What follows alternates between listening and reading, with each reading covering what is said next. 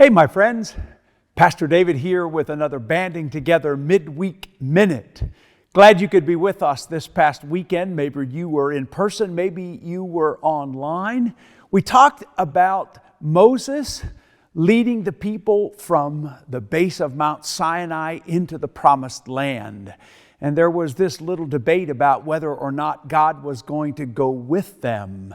And if God didn't go with them, Moses was concerned that that wasn't going to distinguish them as the people of God from any of the other nations in the world. More important, that wasn't going to give them the strength that they needed to get into the Promised Land.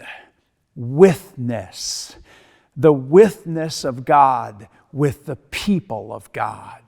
And we talked about the fact that that God that went with Moses and the people into the Promised Land was the same God that came to the world in Jesus Christ as the baby in Bethlehem. And that same God was the God that came back to life as Jesus Christ, the risen one, at Easter. And that same God was the God that said before He ascended into heaven, I will be with you always.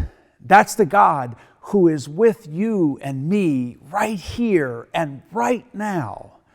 Wherever you happen to be this day, wherever you are listening to this message right now, as a follower of Jesus Christ, that God is with you. In the challenges, in the chaos, in the good moments, the profound moments, the take your breath away moments, that God is with you. And I challenged us at the end of the message this week to think about what it means for you to actually live life as though God was with you. It's one thing to believe that up here.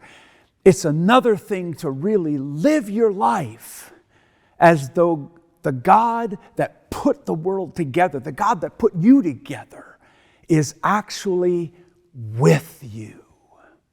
I hope that you're thinking about that. I hope that you're trying to live your life with the God of heaven with you so far this week.